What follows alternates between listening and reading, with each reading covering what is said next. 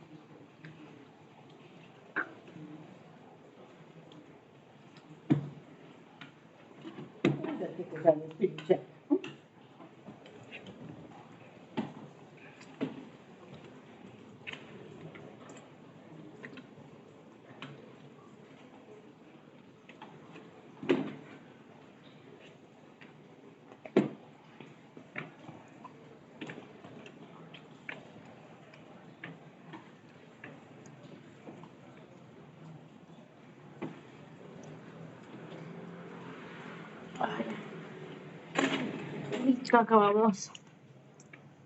Ahora salió el sol. ¿Quién entonces iba a dar la clase, perdón? Pero espéreme tantito. Es que no puedo proyectar y va a proyectar una de mis compañeras. Ah, ya. Ah, sí, sin problema. Ya se está proyectando. Muy Pues, bien. Si quieres este, empezamos para que no nos tardemos tanto. ajá. Bueno, yo les voy a hablar lo que es la esclerosis sistémica. Igual en algunos lados la conocían como esclerodermia, pero pues en otros decían que eran dos cosas diferentes. Entonces, pues a manera de generalidad o de introducción, vamos a tener que la Pero, esclerosis a ver, sistémica. señora, ¿tú qué opinas de que son cosas diferentes o es lo mismo? am, pues yo digo que puede ser lo mismo, ¿Por qué? porque pues, ay, es que mencionaba que era como un problema en la piel, bueno, un como engrosamiento en la piel. Entonces, justamente por eso se le llamaba esclerodermia. Bueno, dale, siguiente, vamos a fisiopatología. La esclerosis sistémica tiende a ser una enfermedad, como su nombre lo dice, sistémica, pero debe de contener dos fundamentos fisiopatológicos. Uno es la fibrosis, que es todo el proceso de resolución alterado de la respuesta inmune para que una vez que se generen cambios inflamatorios, el sistema estimula de manera exacerbada o exagerada, perdón, el proceso de fibrosis mediante los fibroblastos. Y esa fibrosis se ve en muchos órganos y sistemas, pero donde más representativamente se alcanza a visualizar clínicamente es en la piel. Pero no quiere decir que solo en la piel esté sucediendo este proceso, sino que sucede de manera sistémica, de manera en diferentes órganos, distribuida en diferentes órganos, y eso lo vamos a ver ahorita. Entonces, la esclerosis sistémica es una enfermedad autoinmune donde los dos principales Quítate pelos. alteraciones, como definición, va a ser una respuesta exacerbada de la fibrosis y una respuesta que conlleva citopatía. Entonces, son esas dos cuestiones las que siempre van a predominar en la esclerosis sistémica, la vasculopatía y la fibrosis. ¿Queda claro? Entonces, ¿cuáles serían los fundamentos de cómo sucede esta fibrosis y esta vasculopatía? Ah, pues, Si quieres, sí, ay, y creo que lo más importante también de la epidemiología, ¿en quién sucede más frecuentemente? bueno, encontré que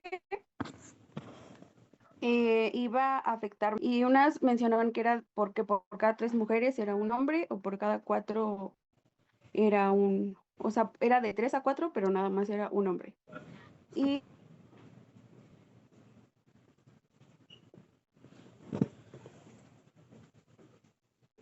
No, Kevin. Esta es mi silla. Un tenedor o dos subo. Uno si quieres o dos. Y ya, bueno, igual encontré que se podían encontrar de 7 a 489 casos por millón de habitantes, pero esto todo lo encontré como a nivel como mundial, se podría decir. Y pues creo que eso fue lo único que encontré. Y ya, Toby. la que sigue, bueno, si quieres cámbiate ajá, ahí. Pues vamos a tener, Regresa uno, mande. regresa uno, porque obviamente como todas las enfermedades autoinmunes que hemos visto en el curso, todas tienen un fundamento genético. Hay HLA ¿Qué nuevamente pongo que aquí? tiende a expresar mejor unos antígenos, y esos antígenos, ¿cuáles son?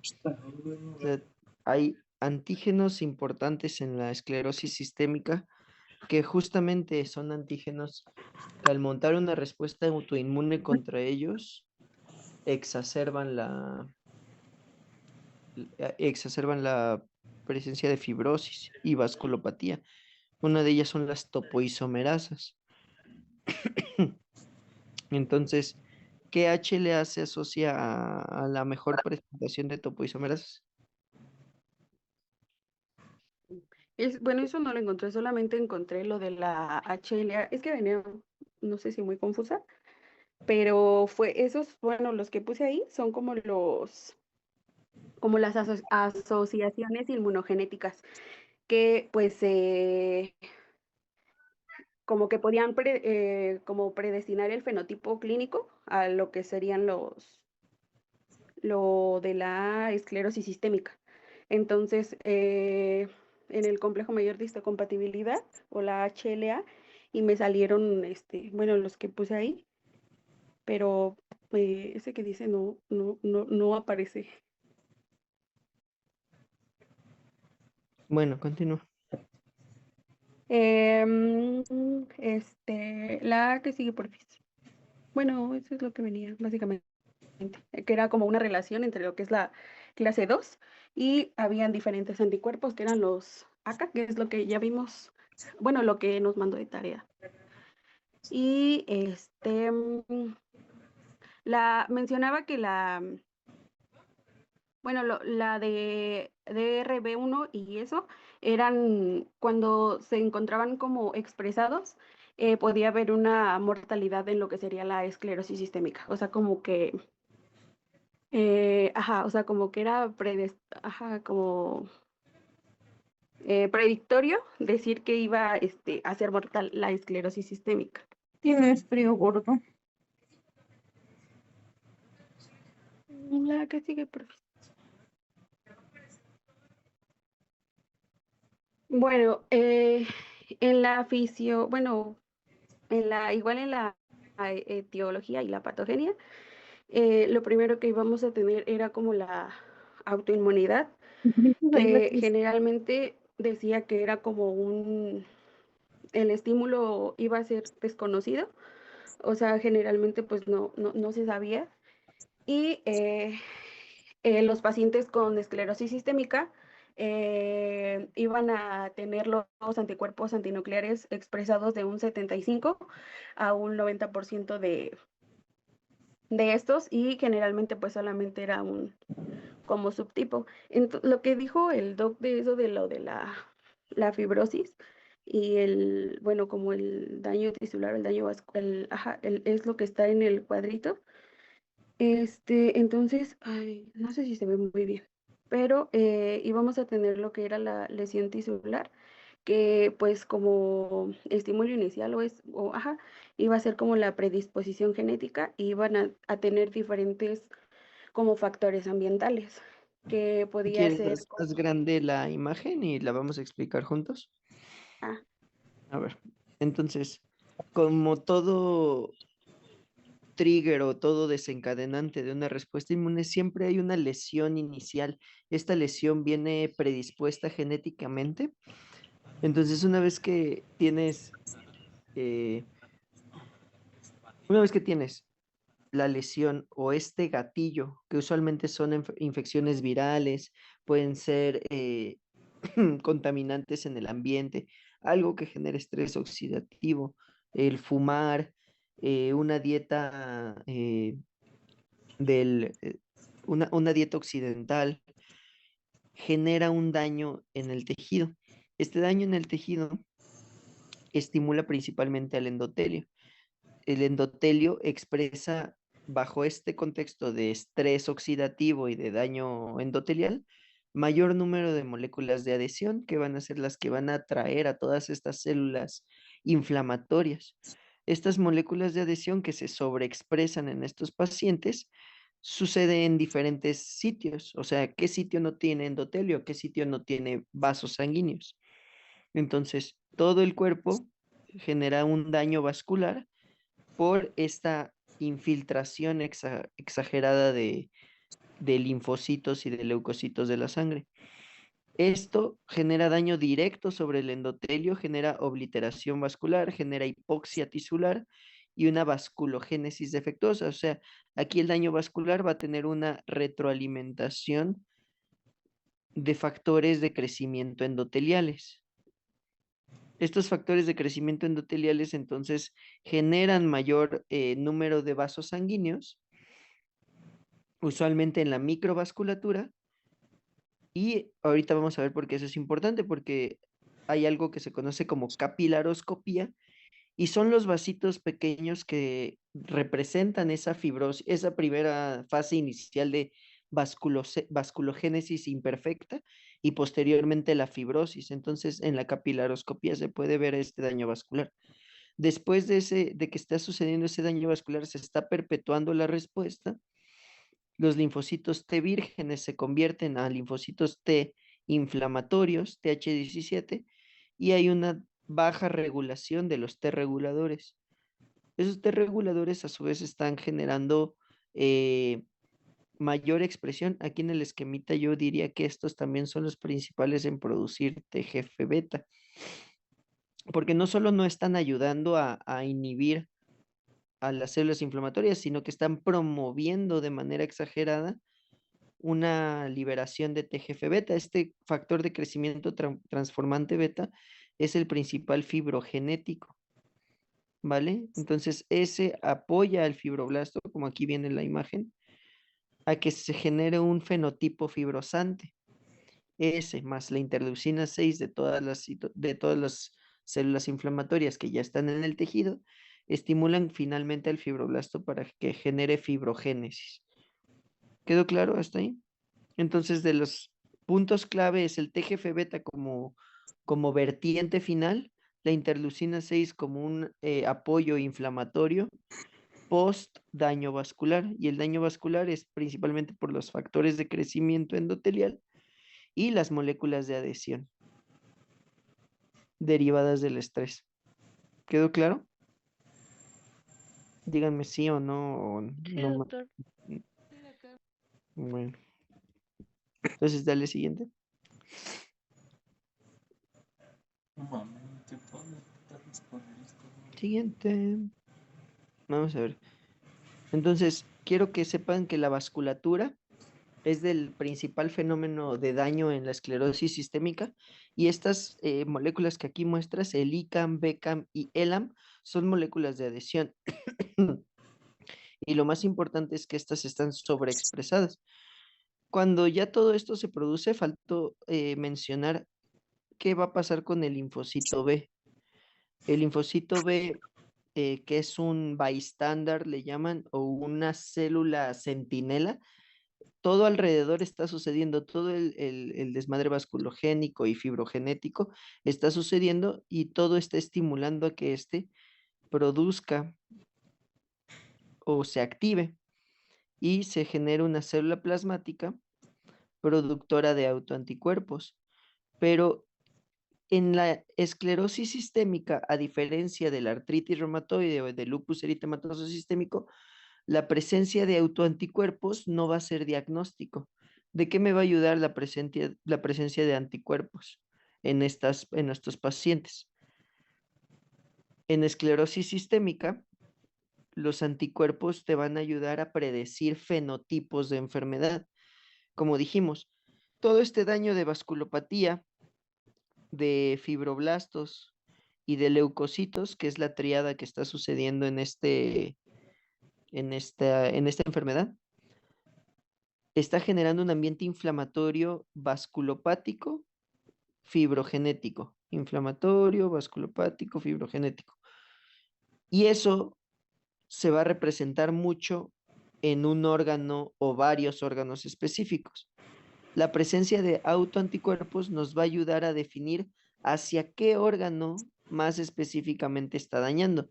Pueden ser los pulmones, puede ser el sistema gastrointestinal, puede ser la piel, pueden ser los riñones, todo esto que estoy dibujando. Entonces, los autoanticuerpos no son ni diagnósticos ni clasificatorios. ¿Para qué nos sirven?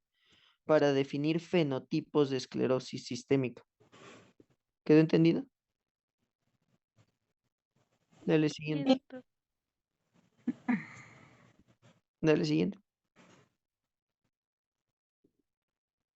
Muy bien, entonces pusiste la vasculopatía, pusiste la fibrosis generada por el TGF beta, principalmente.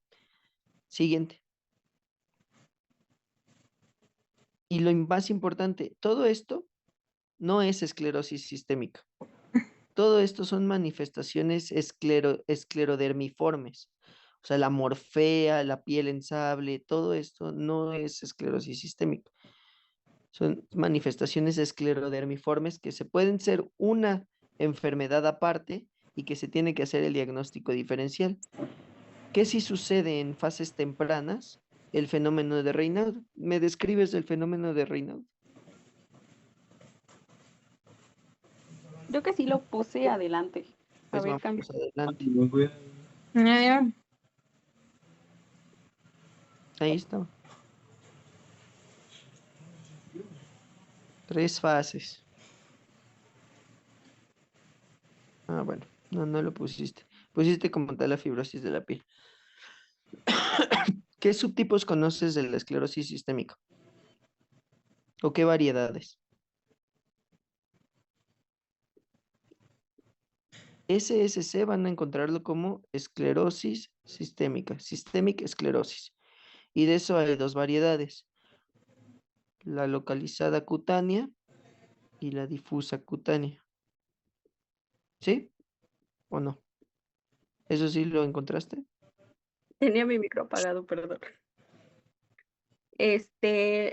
Bueno, encontré la esclerosis sistémica, bueno, limitada y la difusa.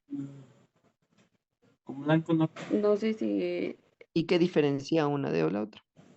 que en la esclerosis sistémica limitada iba a haber como, es que me salía, pero era como más de, no sé si era de la piel, que en la esclerosis sistémica limitada, antes se conocía como el síndrome de Crest, No, que constaba, y eso era por los como manifestaciones que tenía, que era la calcinosis, bueno, eh, ahorita llegamos al síndrome de Crest. La diferencia, única diferencia que ustedes van a encontrar en la esclerosis sistémica, variedad localizada a diferencia de la difusa, es hasta dónde llega a manifestarse. La esclerodermia, que bien mencionabas al inicio, que es la fibrosis de la piel, tiene tres fases: edematosa, indurada y atrófica. La edematosa es usualmente las fases tempranas y en los dedos se describe como puffy fingers. ¿Lo encontraste así?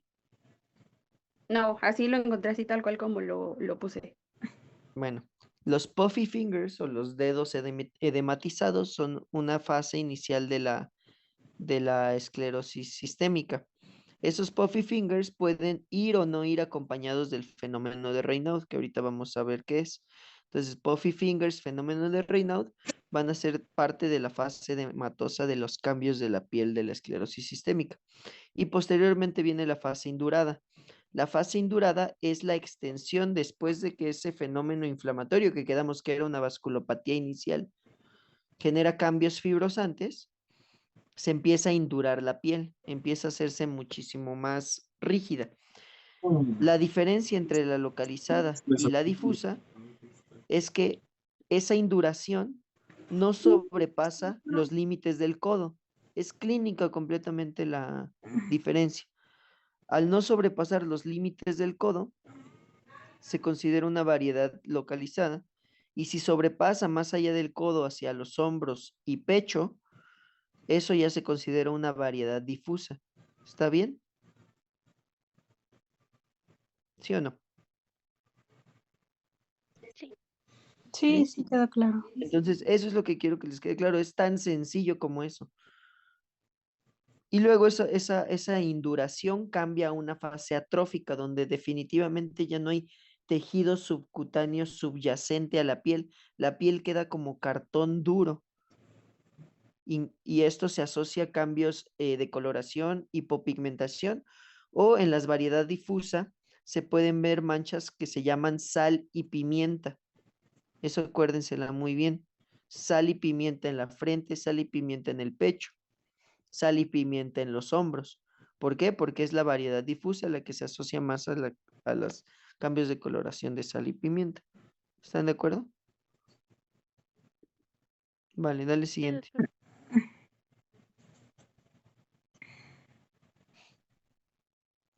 Como estamos viendo un bloque de reuma, todas las manifestaciones de las enfermedades que vamos a hablar tienen manifestaciones articulares, tienen artralgias, tienen mialgias. Los pacientes con esclerosis sistémica tienen fibropatía en los tendones, y eso también genera alteraciones de la movilidad. Estos tendones se fibrosan, y esa fibrosis en los tendones también pueden generar alteraciones de la biomecánica. O incluso ustedes clínicamente pueden sentir un frémito del tendón. Cuando tocan un tendón, puede ser el extensor largo de los dedos, perdón, el flexor largo de los dedos. Le piden al paciente que haga la mano como puño, y si ustedes están palpando la zona de la muñeca hacia atrás, que es la parte del flexor, y hace eso del puño, ese flexor se extiende, perdón, ese flexor se contrae. Y si ese tendón está fibrosado, ustedes pueden sentir un frémito, un roce tendinoso se llama, y eso es de muy mal pronóstico. Eso, acuérdense que ese roce tendinoso es de muy mal pronóstico. ¿Vale? Siguiente. Hablabas de CREST. Entonces, CREST era lo que anteriormente se conocía como las manifestaciones sistémicas vistas en la variedad localizada. Entonces, ¿quién además de Claudia me dice qué significa CREST? Obviamente tú, Mariel. ¿Qué es CREST? Es un acrónimo. Muy bien. Sí, es un acrónimo. La verdad no me lo sabía, sí lo busqué. Calcinosis, fenómeno de Raynaud, disfunción esofágica, esclerodactilia y telangiectasias. Muy bien. Entonces, todas esas manifestaciones se podían hallar en la esclerosis sistémica, la variedad localizada. Sin embargo, no es obligado que se encuentren las cinco variedades del acrónimo, pero sí es importante que ustedes, al sospechar de la enfermedad, la busquen. busquen el llenar esos acrónimos. ¿Por qué? Porque cada uno de estos determinantes de la enfermedad van a ser pronósticos. El daño esofágico podría decir, como manifestación gastrointestinal, puede generar una calasia-like, o sea que está tan fibrosado todo el tracto gastrointestinal superior que puede ya no haber peristalsis y generar una disfagia muy grave, que incluso evita que los pacientes puedan deglutir y eso les evita que tengan capacidad de alimentarse. Imagínense eso. Si los pacientes no se alimentan por esa fibrosis tan exagerada en el esófago, hay pacientes que llegan hasta cirugía para hacer una gastrostomía y tener que alimentarse mediante el abdomen. Entonces, puede llegar a ser así de grave esta enfermedad y es de las más comunes que sucedan. Desde el 70 al 90% de los pacientes con esclerosis sistémica localizada pueden tener este daño esofágico. Alteran el peristaltismo, ya no sirven los esfínteres esofágicos y hay una hipomotilidad generalizada gástrica e intestinal. Esto condiciona, claro, esófago de Barrett, que es la metaplasia de esta zona. Entonces, eso es de muy mal pronóstico, el que tengan la E del CREST, ¿vale? Siguiente. Lo pulmonar es lo más común también verlo, pero ¿en qué variedad? En la variedad difusa. En la variedad difusa cutánea de la esclerosis sistémica es más común encontrar la alteración pulmonar y principalmente es la fibrosis intestinal idiopática. Perdón, intestinal, la fibrosis pulmonar idiopática, o también llamada neumopatías intersticiales, Y todo eso se ¿vale? utiliza un petígrafo, así. Y la variedad localizada sí tiene afección pulmonar, pero no específicamente del parénquima pulmonar, sino de la vasculatura pulmonar. Y ellos, los que tienen variedad localizada, pueden tener más hipertensión pulmonar, ¿vale? Siguiente. ¿Cómo diagnosticas la fibrosis pulmonar? ¿Qué patrón en la espirometría tiene? La huella digital, sin necesidad de manchar la plata del pie, solamente Ángel necesita el pedígrafo, o Inés, el que me pícula, ayuden. un rodillo. Solo hay dos patrones. ¿Mande? Yo no recuerdo, pero lo busco. ¿Restrictivo u obstructivo? ¿O mixto? ¿Tú qué dices, Mauricio? Patrón restrictivo. Ajá, yo creo que es restrictivo. Es restrictivo porque lo que sucede en la piel, como les acababa de mencionar, de la piel en cartón de la esclerosis sistémica, también en los pulmones se vuelven fibrosos y como pulmón de cartón no permiten el estiramiento de sus fibras por la fibrosis y entonces generan un patrón restrictivo. Ok, La abuelita plantar, ¿qué más? algo así. Y bueno, las renales, ¿qué manifestaciones renales hay?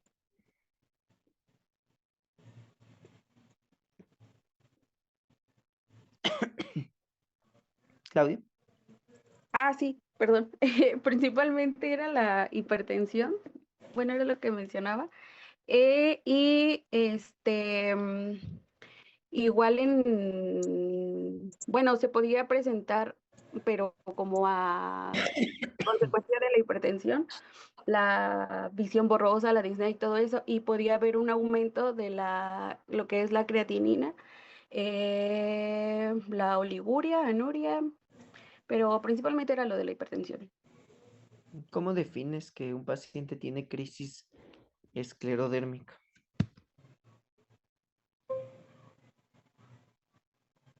Una crisis renal esclerodérmica.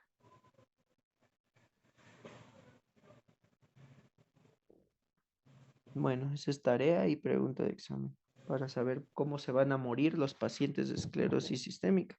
Los pacientes con esclerosis sistémica se mueren por sus manifestaciones pulmonares, pero también se llegan a morir por una lesión renal en etapas terminales. Ahí podría ser por una nefropatía, ¿no? ¿O no? Sí, pero ¿cómo? ¿Cuál? Ah, pues es que nada más salía que era una nefropatía aguda y esta pues era asociada a la vasculopatía que ya presentaba el paciente. Ok. No es por lo de la aparición repetida de hipertensión severa y ya lo que usted comentaba del daño renal agudo. Es por la lesión renal y hay un síndrome nefrítico asociado. Por eso necesito que busquen los criterios para saber cuando un paciente con esclerosis sistémica se les está yendo el riñón del chat, porque si no, pues ni le va a pasar a los pacientes y ni se van a dar cuenta. Ok. Siguiente. Soy bien brazo alto. Siguiente. El corazón.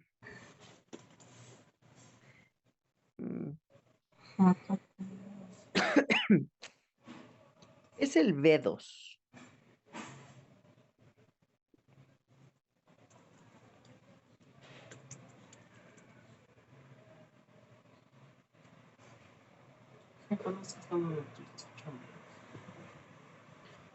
¿Quién? Obviamente, si se conectara Cassandra, yo sabría que Cassandra sabe qué significa. Es que está chambeando, pero son siglas de Very Early Diagnosis of Systemic Sclerosis. Muy bien, entonces necesitamos una B2. Porque, ¿qué creen? O sea, un paciente con esclerosis sistémica tendrá buen pronóstico. De las enfermedades reumatológicas, si a alguno le interesa en algún momento saber de reumatología, el hecho de que te den el diagnóstico de esclerosis sistémica es un testamento, o más bien es un diagnóstico de muerte, o sea, no, es terminal. Todos los pacientes con esclerosis sistémica van a morir independientemente de lo que hagas y de una manera muy, pues, pues, ¿cómo decirlo? De manifestaciones gruesas. O sea, el riñón se va a la shit y decide ya no volver a funcionar más en este paciente con esclerosis sistémica. Los pulmones deciden ya no volver a estirarse nunca más para no volver a meter oxígeno hacia el paciente y los pacientes se sofocan, se asfixian. O sea, la esclerosis sistémica, si podríamos tener un dato tajante, es que es una enfermedad maligna en toda la extensión de la palabra, y los pacientes mueren de manera muy pronta después de haber hecho el diagnóstico. O sea, tú haces un diagnóstico y la fatalidad es pronta.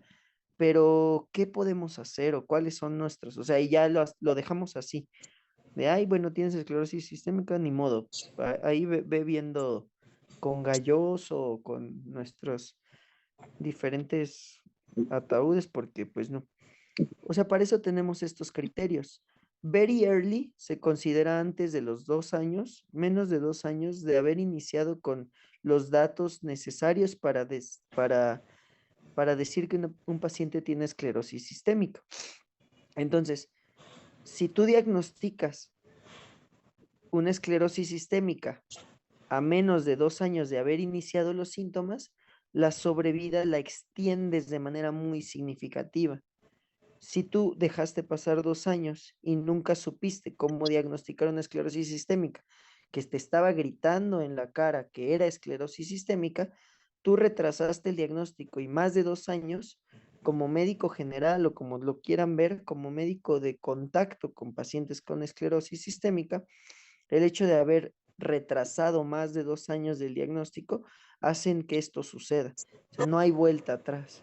Entonces, creo yo que los criterios V2 son nuestra única herramienta para darles una mejor calidad de vida a estos pacientes que tienen esclerosis sistémica, menos de 2 años.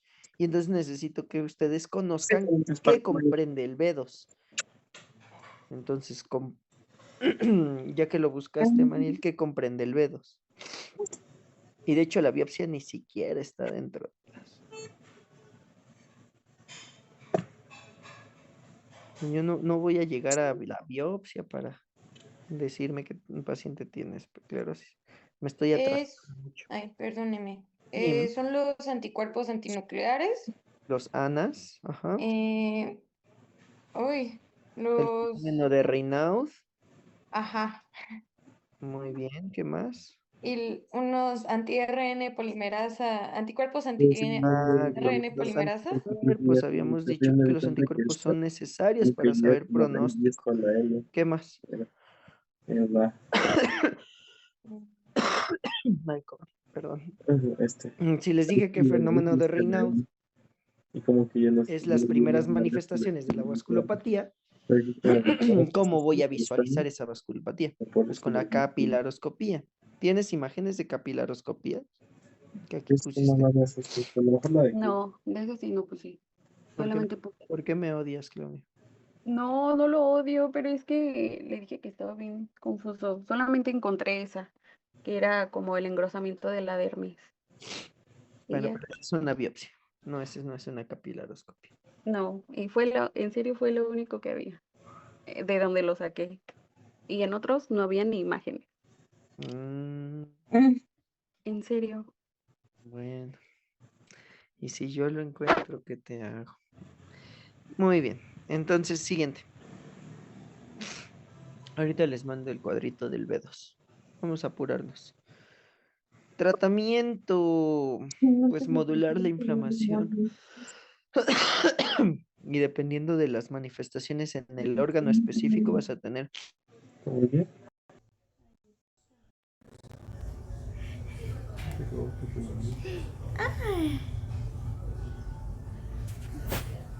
Se me olvidó.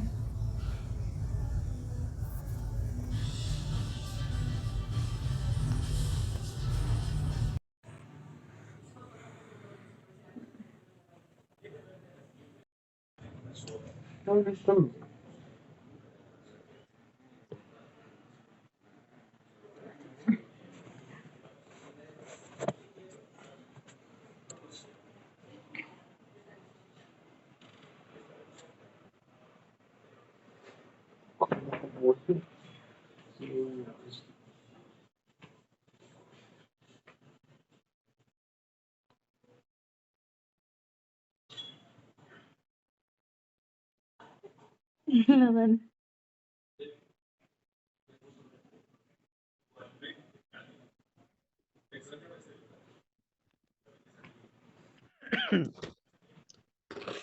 me avisen cuando ya se vayan conectando.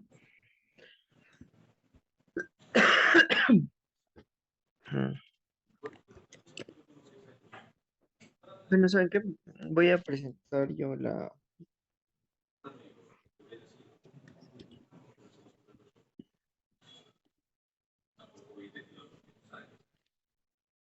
rápido, la pantalla.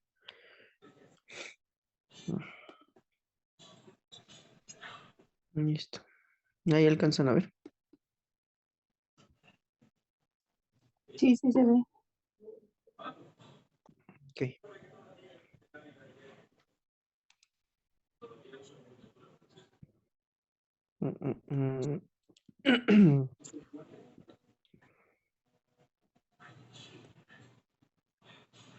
Entonces, la sospecha, quiero que vean esta imagen.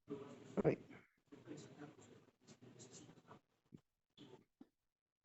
¿Sí ven esa imagen bien? Sí. Sí. Entonces, la sospecha de un paciente con esclerosis sistémica tiene que ver con las características clínicas. O sea, un paciente ya puede tener los puffy fingers, el fenómeno de Raynaud, y eso era importante. ¿Cómo clasificas al fenómeno de Raynaud? El fenómeno de Raynaud tiene 3 fases en las que se está... Ay, ¿qué pasó?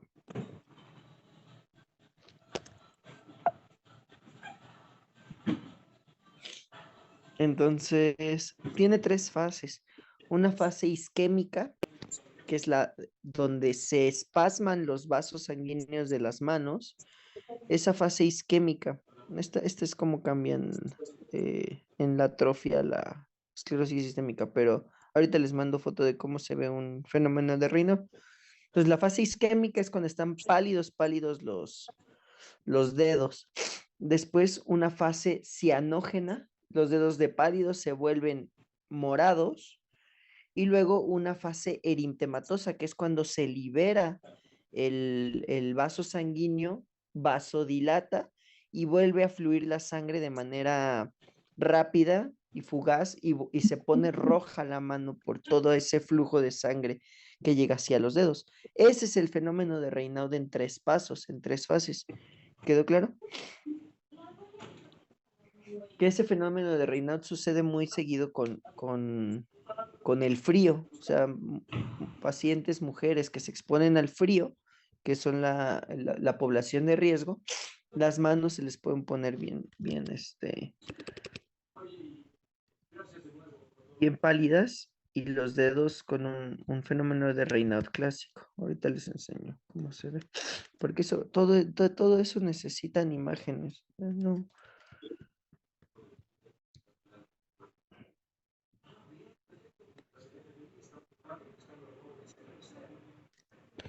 No se las puedo contar. Aunque ustedes se la imaginen, porque no va a pasar.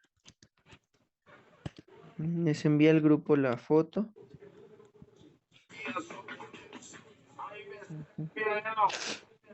De la fase.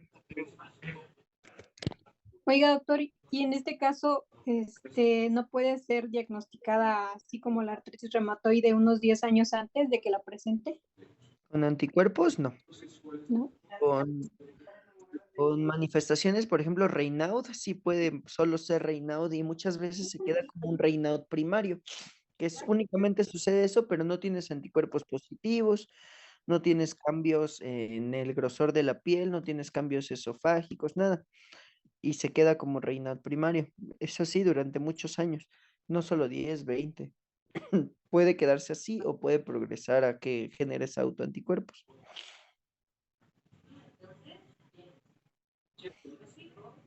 Ok, gracias.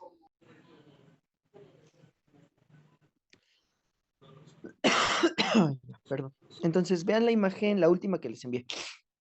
En el cuadrito A, que es una mano normal, ¿ya lo vieron? ¿Todos lo están viendo? Sí, doctor. Sí. El cuadrito A es una mano normal. Todo el flujo de sangre está homogéneo y está llegando hasta la punta de los dedos de manera normal. En el cuadrito B es la primera fase del vasoespasmo, de la isquemia. Ay, perdón. Entonces, en la isquemia se ven los dedos azules, no está llegando flujo y en la termorregulación, pues no hay calor en esa zona. Son dedos fríos. Doctor, Digan. bueno, yo no sé si todos estén viendo eso, a mí solamente me sale la pantalla donde está el cuadro blanco. Ah, sí, es que, perdón, te los mandé por WhatsApp. Ah, ok. Gracias. Perdón. Sí, perdón. Si quieres lo pego, no te preocupes. Aquí está. Ay, no pude.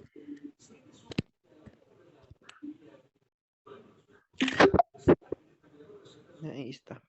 Bueno, si están viendo la pantalla de WhatsApp o el Zoom, el cuadro B es la fase isquémica. La C es cuando ya empieza a retomar el flujo de manera distal, perdón, de manera proximal hacia distal, desde la muñeca hacia distal, pero ya en la parte moradita, digamos que esa es la parte ya cianógena, ya no hubo tanto flujo en la mano que llegó a generar hipoxia tisular, entonces se empieza a ver más moradita la mano. Y después, en el cuadro D, empieza a tener ya un flujo homogéneo y grande, digamos, ¿cómo decirlo? Que recupera de manera, con una vasodilatación exagerada, o sea, hay una vasoconstricción inicial que recupera con una vasodilatación exagerada y eso genera mucho flujo a las manos y entonces se ven eritematosas, se ven rojas las puntas de los dedos y luego ya se intenta generar un flujo normal. En el paciente del recuadro C se le están aplicando calcioantagonistas, o sea, hace que para evitar espasmos, de los vasoespasmos, se necesitan de medicamentos como los calcio antagonistas que liberen ese flujo y que eviten.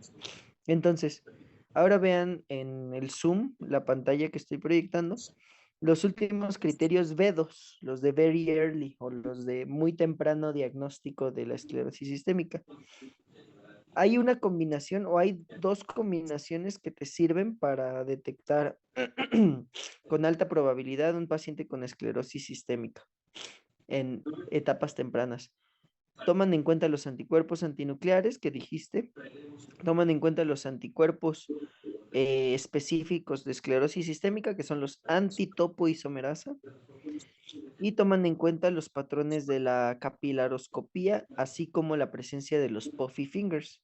Los puffy fingers serían, ahorita les enseño, pues más o menos es. Ah, mira, sí tenían fenómeno de Raynaud aquí abajo. Bueno, sí se ve un fenómeno de Raynaud. ¿Ya lo vieron? En la pantalla de Zoom. Y los capios de la capilaroscopía se busca en las uñas del paciente, en estas mismas zonas donde los dedos, en la parte de la cutícula, se pone un aceite de inmersión y con un microscopio específico que se llama capilaroscopio, se empiezan a ver los patrones de las capilares en estas zonas. Entonces hay unos patrones normales que son como clips chiquitos, unos patrones edematosos en las fases tempranas de la esclerosis sistémica, unos patrones inflamatorios activos, que es como se ven aquí, manchados de todos lados, y una fase tardía o fibrótica, donde ya prácticamente se pierden los vasos sanguíneos y se ven ya todos esclerosados. Entonces así pueden clasificar la esclerosis sistémica en temprano, inflamatorio edematoso y tardío fibrótico por capilaroscopía. Entonces, si tienes cambios de capilaroscopía o tienes anticuerpos antinucleares o tienes los antitopoisomerasa, todo esto entra dentro de una clasificación para definir si tienes alta probabilidad de que tu paciente tenga esclerosis sistémica. Y si esto lo aplicas de manera temprana, a 2 años de haber iniciado los síntomas, puedes prolongar la vida. Y bueno, íbamos hacia todo esto se los voy a mandar, hacia los, tratamiento. El tratamiento, como ven aquí, se basa dependiendo de qué manifestaciones tiene. Por ejemplo, el fenómeno de Raynaud, como lo van a tratar, ya les dije, puede haber calcio antagonistas, pero los que se recomiendan de primera instancia son los inhibidores de la fosfodiesterasa, como tadalafil o sildenafil.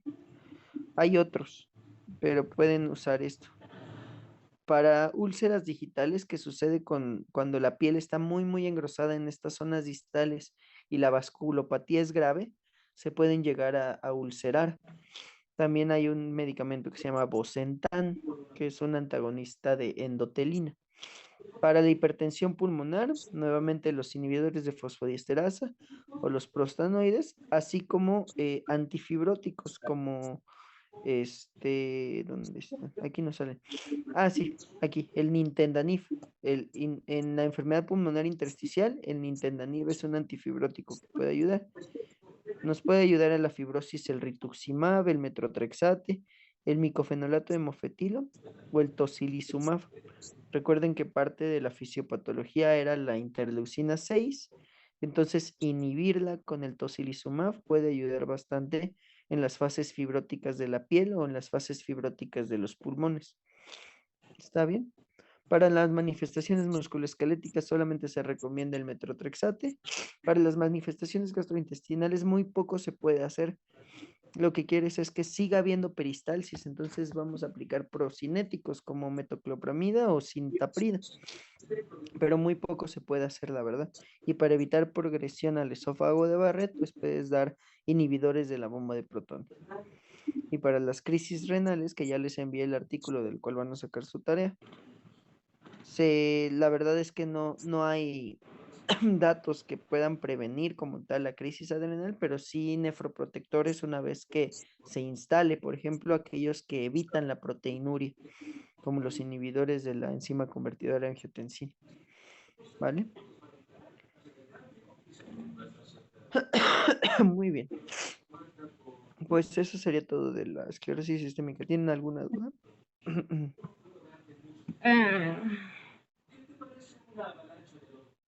Duda o no dudas. Por el momento no dudas. Me parece excelente. Ahora Seguros. incluso el Nike. ¿Se parece? Ujú. Bueno,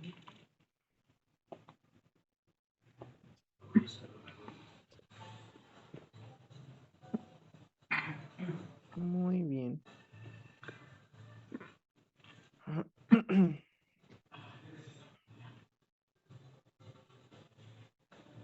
Entonces nos vemos. Avisen qué otro día para la siguiente clase de esta semana, porque ya el próximo lunes es su examen. Sí, doctor. ¿Vale? Bueno, Sí. estoy pendiente. Ahorita les mando más cosas de la esclerosis sistémica. Mañana no, pero si gustan el miércoles puede haber clase de síndrome antifosfolípido y la daría yo. Si no, la clase que sigue de miopatías inflamatorias, ¿no? ¿Esa quién la va a dar? Yo, Ok, Daniela, ¿la tienes? todavía no la acabo. Bueno, me avisan, ¿vale? Sí. Descansen. Bye, Gracias, bye. doctor. Hasta Gracias. luego. Gracias, doc. Gracias, que se recupere. Gracias, Mauricio, qué amable. Bye.